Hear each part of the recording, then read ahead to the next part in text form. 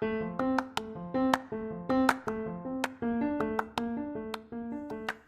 you, welcome to Sacrilegious Discourse. I'm husband. I'm wife. And together we're reading the Bible. Starting with Genesis and eventually ending with Revelations, we're working through every book and offering our atheist 2 cents. Or shekels. Yeah, those. We're asking questions and pointing out all the nonsense. We aren't academics or scholars. Nope. In fact, when it comes to religion, we really don't know anything at all. What we've learned so far is that God's a dick. Oh, he really is, isn't he? If you're interested in how we reached this startling conclusion, maybe start from episode 1. Otherwise, jump in anywhere. It's all good. Yep.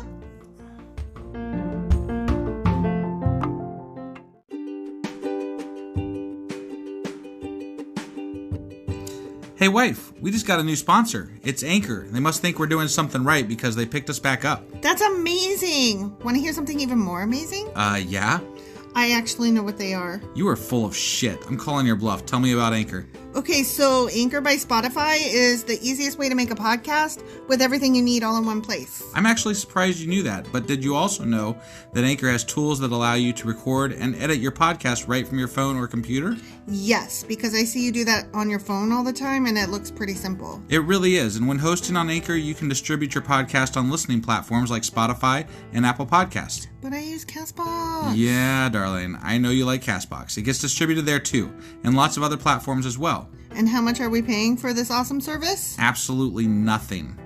Coolio! So then we should tell people to download the Anchor app or go to anchor.fm to get started? Yep, do it now. Husband. Wife. So it's Easter. It is. And today, we're going to rebroadcast last year's Easter because we're lazy. Yeah, we are. We are lazy. So, happy Dead Guy and Stick Day, guys. Be lazy like us and listen. Yeah, enjoy.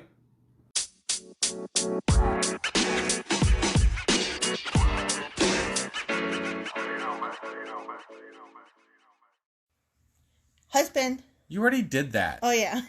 That was in the intro. You lost your place. This is a bonus episode and you're already fucking it up. Wow. Okay. Happy fucking Easter. Jesus. Okay. All right. Tell us about this shit. Okay. So I'm going to start with the date. Because, it is a very wonky holiday that is never Yeah, on it's the never same... on the... I mean, it can be like a month apart. Yeah. Sometimes it can be 2 months apart. Holy shit. It has come as early as late March. No, like early March and early May. So we're celebrating the anniversary of an event, but it's not actually tied to a date. It's tied to a what? Well, it's the commemoration of an event that we don't really specifically have a date for. So they don't know when Jesus died? Not like roundabout, no. They really don't.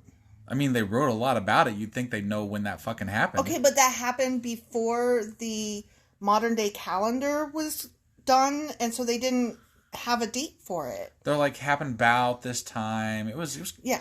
It was pretty warm out, maybe a little bit warm. I don't know. Well, they were basically like, I think it was spring, or anyway, that seems like a good time to, talk about rebirth. But you know what? Dude comes back to life. I'm writing that shit down. Right? Like, note that down, guys. Like, make a serious. I mean, this isn't like at least his birth. They're like, okay, these were the stars in the sky. Like, they have a pretty good idea when Christ was born. Well, yeah, we celebrate his birth on December 25th every fucking year. Right, even though his birth probably happened in spring. Right. Actually. But still, like, we tie that one to a date. And to me, Jesus being born is less momentous than the fact that he came back to life. Yeah. Yeah, kind of a big deal. I don't know. So whatever. But maybe back then they were like, another cool miracle. Whatevs. Another cool miracle? Yeah. I mean, shit was always happening that was crazy magic. I guess. The seas had already motherfucking parted. Right. This was nothing. I suppose.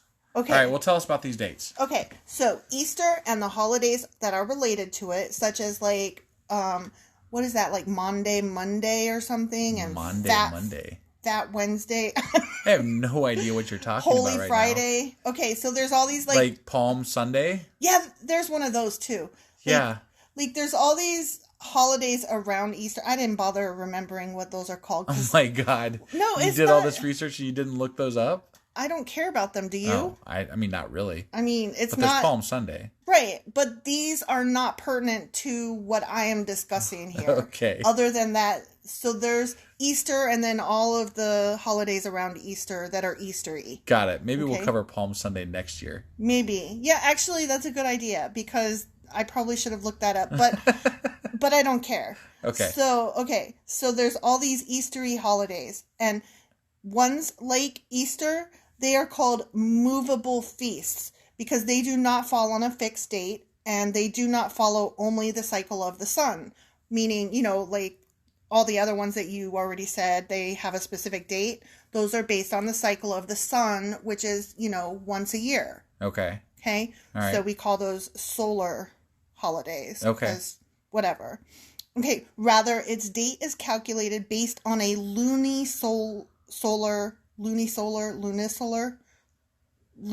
basically calendar. Moon and sun combined? No. Just moon. The cycles of the moon. Cycles of the moon. Yeah. Okay.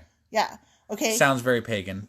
It is. It's totally pagan. Okay. So, the First Council of Nicaea, which that's a early churchopotamus kind of thing, and maybe we'll get into that in a future episode, but that's going to be like past the Bible because are they even in the Bible? They're not in the Bible. So yeah, that would be like a bonus or like once we get done with the Bible and start talking about other crap. Yeah, they were guys that were like, dudes, we are going to all do Christy Bible-y stuff across the world. We need to come up with some rules. Right. As to how we're going to do this to make it more legit. Gotcha. So, in the year 325, the First Council of Nicaea established 2 rules. 1, independence of the Jewish calendar, and 2, worldwide uniformity. Independence of the Jewish calendar and worldwide uniformity. Those were the only rules for Easter explicitly laid down by the council. Okay. No details for the computation were specified. Those were worked out in practice, a process that took centuries and generated a number of controversies. So they laid down these rules, but then they were like, and we'll hammer out the details over the next 1,000 years or whatever. That sounds like fun. Right? Yeah. It sounds like Republicans and Democrats trying to come to an agreement on something, and they're like, here is an idea, and now we'll take the next 500 years to come to how we're going to put this together. Like, basically worthless. Right. Right. Here's where it comes now. It is the first Sunday after the full moon that occurs on or soonest after the spring equinox. So that's clear as mud. Right. So we get the spring equinox and then a full moon and then the first Sunday after that. Got it. Okay. That's Easter. Okay. So it's based on... So like a lunar cycle is about a month, right? Mm-hmm. So like spring could come, which is March 21st. And it could be almost a month later before you even see that. It's not 100% March 21st. It's most often on March 21st, so that's what we call it. But it could also be March 20th, March 22nd. Oh, okay. So we're not going with the quote-unquote first day of spring, the actual spring equinox. Right. So, and the first day of spring is on the equinox. The equinox most often happens on the 21st. So that's what we have in our minds. Okay. But it's not 100% that. Got it. It's been, actually, I think it's even been as early, like there's a 3 or 4 day process but 3 or 4 day spread that the equinox falls under. Huh. That's interesting. Yeah. Actually, all of the equinoxes, like all the season changes, they're not specific dates. Gotcha. They all fall within this 3 or 4 day spread. Okay. All right. But we have the date because it's easier to just remember the March 21st rather than around the 21st, maybe the 20th, whatever. Sure. So, yeah. So first we get the equinox, generally March 21st. Then we get a full moon after that. And then the first Sunday. And then the first Sunday after the full moon. Yeah. Okay. So very lunar. Got it. Which is very loony. Which we just had a full moon, so that makes sense. Yeah. Like, I didn't even think about tying that together, but we just had a full moon, so. Yep. So, yeah, that's why it's this Sunday. Or interesting. By the time they're hearing it, today. Right. So, do you want to get into entomology, or do you want to take a break? I said entomology, but I meant to say etymology. Let's go ahead and get into the etymology. Do you know what etymology means? Not a clue. It's the history of words. Well, that would be appealing to you. You love words. I love words. But sometimes you can't say the words. I know, it's true. And a lot of times I can't even think of the words. But I love them nonetheless. So, I mean, you might be thinking, who the fuck cares where the word came from? But where the word came from also helps us know where the holidays originated and where they spread from. If you can follow, well, like these people said this, and then over time we noticed that a similar word appeared over here, and they celebrated similar, we can kind of assume that the tradition spread from one area to another based on word history and similar practices. That makes sense. So that's why etymology is interesting, but it's particularly interesting in this case because, you know, we know that Easter is based on Wiccan and pagan and old-timey pre-Christian traditions. Right. So it's very prominent, or not prominent, that's not the word I'm trying to say. See, you can't find the words. I can't. I'm wordless. They are. Okay, so historical linguists have traced the name of Easter to a Proto-Indo-European goddess of the dawn, and this name is whack, okay? Okay. I'm going to try to say it Husos, but here's how it's spelled. Look, I'm just going to show you. It's asterisk, capital H, sub 2, EWS, a really strange O, S. What the hell is that? Exactly. Isn't that just awesome, though? That doesn't even, like, make any sense. I know. It's old Germanic or something. Like, I don't know. Okay. Well, you know, English is a Germanic language. Right. Because they came from common roots. Yeah. So, Proto-Indo-European is, like, even pre that. Got it. Okay, so, and they abbreviate it PIE, which I just find hilarious because who doesn't love pie? Right. So. Another reason to celebrate on Pi Day. Right, exactly. But that was already before. That already passed, yeah. I know. Okay, so they traced the name back to a goddess of the dawn from way back called something like Husos. I know I murdered that. Right. From which descends the common Germanic divinity as the origin of Eostra and Ostara. And those are where we get the name Easter from. Oh, okay. Yeah. And Eostra is capital EOSTRE, and there's some fancy flair clicker doodles above some of the letters. Sure. And it changes depending on where you look it up. So I'm not going to, like, sometimes it ends with an A instead of an E. Sometimes there's, like, that combined AE letter that I'm not sure what that's called. Ancient human history. And they spelled it differently sometimes. Cause it's not that they spelled it differently. It's that they had an entirely different lettering system. Right. And so it doesn't translate well to English. Exactly. And Ostara is OSTARA. And there's, like, again, clicky doodles and weird symbols and stuff. Right. So that is where we find Goddess of the Dawn. So Eostra was a Germanic spring goddess in whose honor feasts were celebrated, usually around the month of April. Huh. Which makes sense. Probably tied into the same way that they judge the Easter religions. Exactly. Well, I mean, Christ is the rebirth. He has arisen, come back to life, much like that's what spring is. And then they already had these two goddesses lying around that were rebirth, spring, dawn. All of these things go together.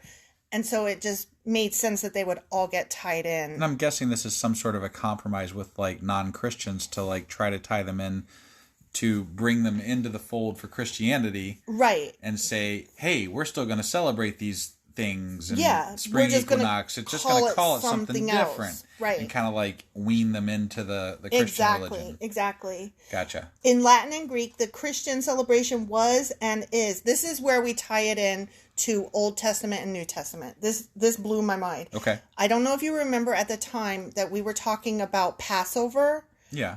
And how that is an Easter celebration, but Passover, remember, was when Moses was in. Oh, that's right. And I was like, wait, but that's New Testament and this is Old Testament, and I couldn't figure out what am I talking about. That was when they were leaving Egypt, is that right? Or what was it? Was before they left Egypt, and God was like, mark a sign above the door of everybody with a firstborn son or something like that. Okay. And I will pass over those with a mark. That's right. And I was like, that's where the tradition of Passover. But then I was confused because I was like, that doesn't make sense though, because Passover is associated with Easter, which is Christ, which is New Testament. Right. So here we go. Okay. This blew my mind. All right. This is so cool. I'm interested. In Latin and Greek, the Christian celebration was and still is called Pascha or Pascha or I don't know, pasta? Okay. I don't know. A word derived from Aramaic. How cool is that? That's pretty cool. The word originally denoted the Jewish festival known in English as Passover, commemorating the Jewish exodus from slavery in Egypt. Got it.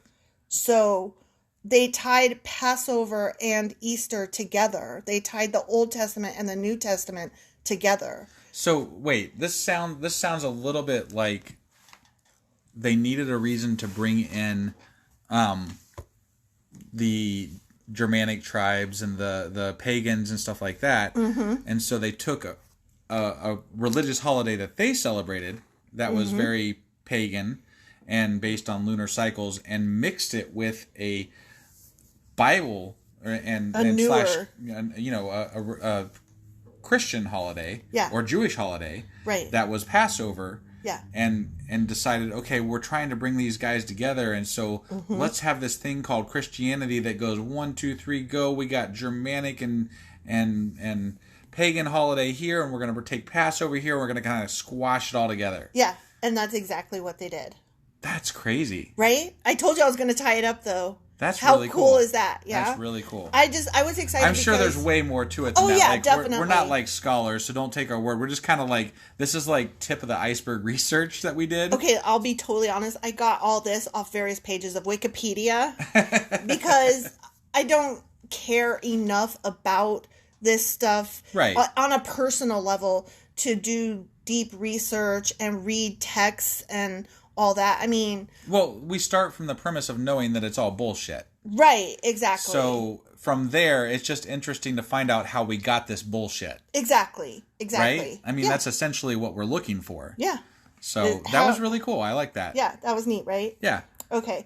Let's take a break and come back and talk about symbols of Easter. Sounds great. All right, we'll see you guys in a second. Okay.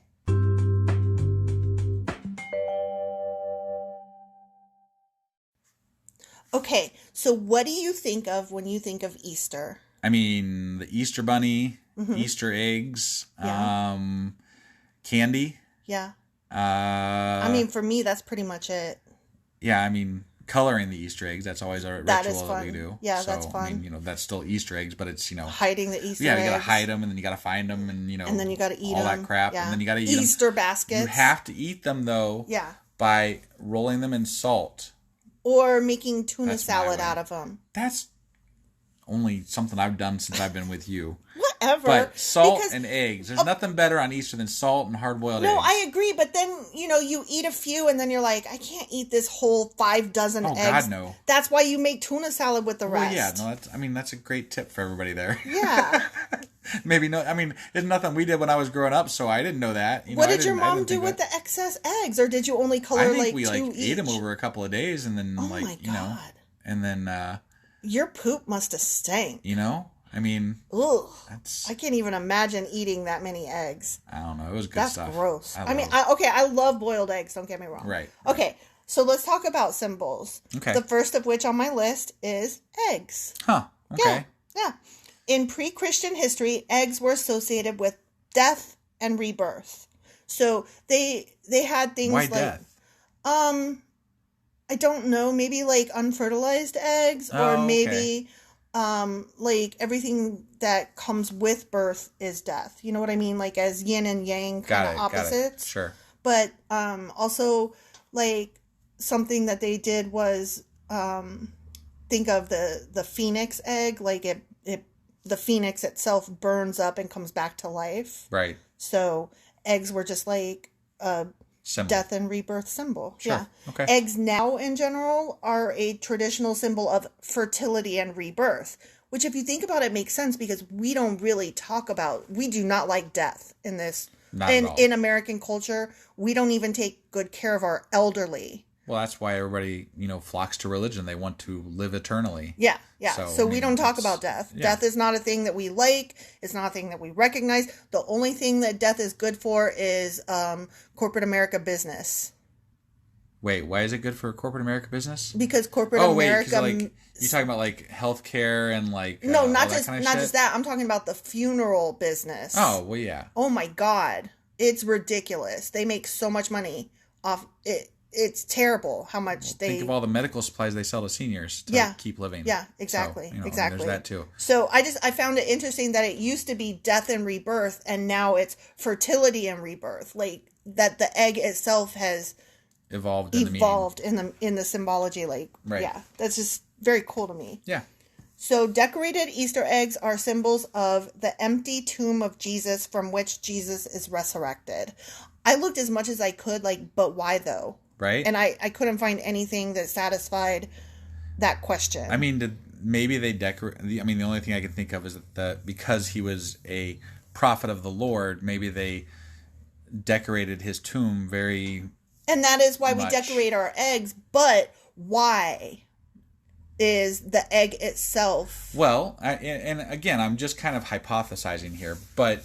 Maybe the feeling is that if you put that much love and care into decorating the entombment of your prophet or your God, that maybe that is what helped cause the rebirth. Maybe I don't think so. I don't get that feeling. I can understand why the egg would represent his rebirth. That makes sense because eggs are about fertility and rebirth, sure. Right?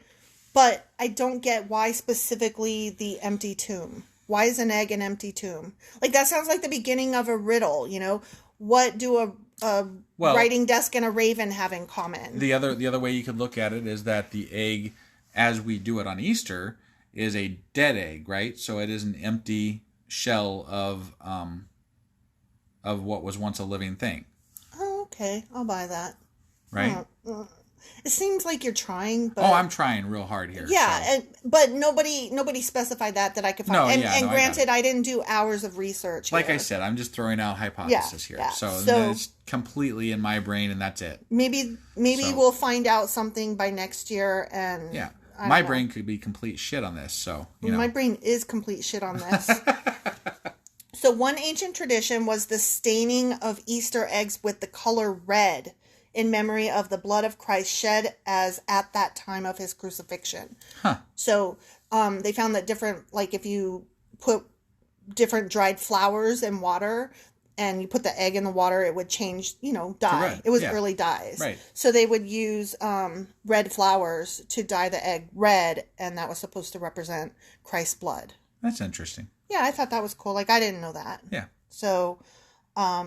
the use of eggs this is really cool too. This is so cool. The use of eggs as favors or treats at Easter originated when they were prohibited during Lent. Are you familiar with Lent? Yeah, that's where you give up something. You give up something for Lent. Right. And it's supposed to be the 40 days leading up to Easter. I believe that's mostly a Catholic thing at this point. No. Oh, is that everybody? It's Christians, I think, and Jews, if I'm not mistaken. I could be speaking out of my ass, but Christians very much do Lent. Sure. Okay. So, anyway, so they were prohibited, during Lent. You couldn't eat eggs. Right. So, a common practice in England in the medieval period was for children to go door to door begging for eggs on the Saturday before Lent began, and people handed out eggs as special treats for children prior to the fast. Huh.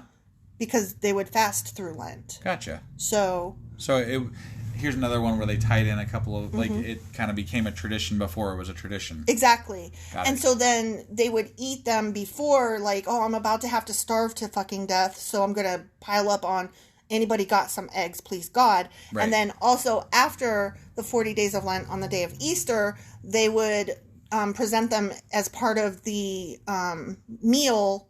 And, after it ended. Yeah, and it would be like this beautiful layout, including eggs. Got it. So I thought that was very cool. Yeah. So that's all I had on eggs in general. Next symbol, obviously, we talked about the Easter bunny. Right. Right? Yeah. And I've always wondered, like, why? Right? Like, what the fuck is the Easter that? Bunny? Well, what is a phrase that you know about bunnies in general? Like... A phrase that I know about bunnies? Like, they fuck like bunnies, or they're as prolific as bunnies. Sure. Like, right? Yeah. Like, that's going to tie into what I'm about to say.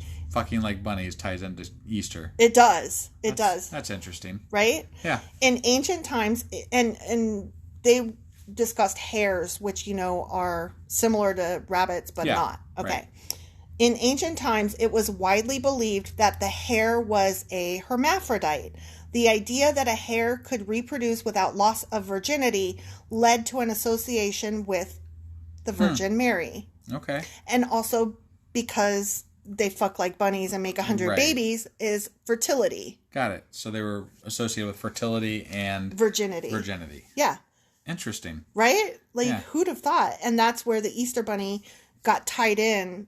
Or in other countries, they refer to it as the Easter hare instead of the Easter bunny or the Easter rabbit. It's the Easter hare in other countries. And there must have just been a lot of people sitting around a desk sometime in the early whatevers, after Christ died or whatever, going, how are we going to tie all these things in and make all these things work? I don't think it was that on purpose. Like, it's just a bunch of things that kind of came together. Yeah, yeah. I mean, that's how symbols work. Right. You know, nobody sat around and thought up, this is going to be a sign of XYZ. People just start doing it. It's kind of like a weird meme. It's memes before memes. Like, how many times does our daughter show us something that's a meme and we're like, what even does that mean? And then we start seeing it everywhere and we're like, okay, I guess that went viral. Well, that's what these symbols were. They were things that went viral. And they had deep meaning, and that's what a symbol does. It gives meaning, and then it becomes personal. Got it. So I don't think it was on purpose. It was just shit happened. Sure. Yeah. So I have one more symbol which I was not familiar with. The Easter lily. Are you familiar with? I have heard that before. Yes, it's nothing that we ever took part in, but I knew that lilies were associated with Easter time and Easter traditions and stuff. I don't know. Not ours, but they were out there. I think I knew that they were like associated with funerals. Like, aren't you supposed to? I didn't. That I don't know anything about. But I never went to any funerals as a kid, so I don't know why I would know that. Right. And we never did lilies. We never went to church as a kid, and we never did lilies at Easter time. So I don't know. This one was just kind of, well, okay. Yeah.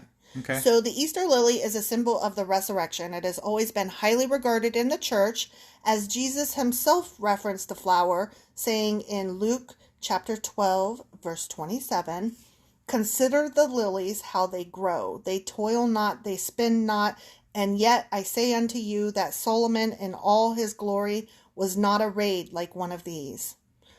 Moreover, according to pious legend, after Jesus' death and resurrection, some of these beautiful flowers were found growing in the Garden of Gethsemane. Yeah, pronunciation. Gethsemane. Gethsemane. No, I've heard this one before, and I think it's beautiful the way like the letters twist around. It's just hard to say. It's hard to see it and say it. Right, I gotcha. So anyway, flowers were found growing in the Garden of Gethsemane, where Jesus went to pray the night before his crucifixion. Okay. Legend has it that these flowers sprung up where drops of Jesus' sweat fell as he prayed. Oh, I see. So that's where the Easter lily comes from. Where the lily comes and then from. I also saw some pictures of white lilies with red like inside the middle of them, and of course that would totally go along with white Jesus' blood on blah, white blah, blah, innocence, blah blah blah. Yeah, right. Okay. So, well, that's cool. Yeah, so that's my Easter notes for you today. All right. Well, I hope you guys enjoyed that, and happy Easter in whatever way you are celebrating it today.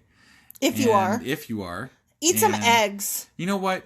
I'll share this. We do kind of celebrate Easter, but not in a religious way. It's just a tradition where we get things for our daughter, and we're excited about spring. And we're excited about spring. So we're buying our daughter some pins for Easter, and not. Just so you know, he's like lapel pins. Yeah, like pins that you might put on your hat, not she likes writing to collect instruments. Them, and most of them are very liberalish and political statements. Political statements, and not anywhere related to Easter in any way whatsoever. If anything, they're anti-Easter. I mean, one is about being pro-vaccination, and another one is about Black Lives Matter.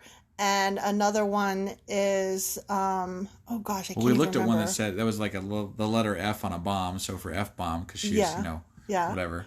So she's into cussing without cussing right now. Yeah. I don't know, but, I think we're also going to get her... We just have fun with it, We're going to get her a shirt that is from one of her favorite shows is Lucifer. So that's actually quite... that's right. That's we're getting quite her a Lucifer shirt. Anti-Easter. We might even celebrate by watching some Lucifer that day. So, I mean, it's not like we were like, let's do anti-Easter stuff and then being like, no. It's just... You know what? Here's what it is. We're not religious. We don't really celebrate religion. We have been to church at a place that we, there was a church that we went to that was very liberal, and that we straight up told our pastor that we were not religious and that we were not Christians. We were not specifically. Christians. We were more there to, hear the story a little bit and find out, pick his brain, just to, ask questions and things. Tell us what's the big deal. But I think the reason that we celebrate in general is because of the area that we are in, more often than not, and the culture that we grew up in. The area that we're in, our daughter sees everybody else celebrating around her, so it's easier to just find our own way to celebrate, and that's what we've chosen to do. It's definitely not a religious holiday for us. But it's not an anti-religious one either. We just enjoy the day, we enjoy each other's company, we enjoy having fun together. Yeah. And eating eggs. So, happy day, happy Easter, happy whatever you want to call it today. Yep. And we'll see you guys, this was a bonus episode, so we'll see you guys in less than a week. Yeah. All right. You guys have a great Easter. Bye.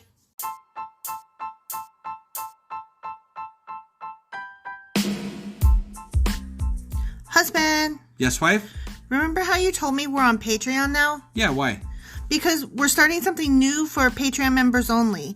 Every couple of weeks, we'll cover something in the news, a current event, or something we feel strongly needs to be discussed.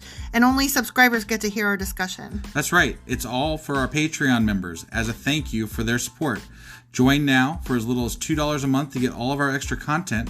Go to patreon.com/sacrilegious discourse. Do it now.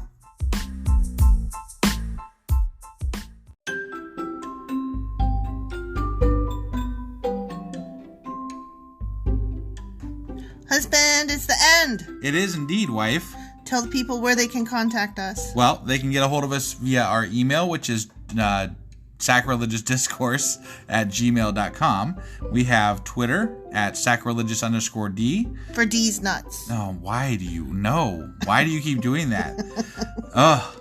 All right, we have a Facebook page, an Instagram page, and a Pinterest page. But if you really want to get our attention, Twitter's where it's at. Twitter is where you're at. Yeah. And they should also review, like, and subscribe, yeah? Definitely. Apple Podcasts reviews help us out tremendously. And we also can use your support on Patreon, which is a great place to support us as well. That would be at patreon.com/sacrilegious discourse. Don't forget to say thanks. Thanks. Okay, bye. Bye.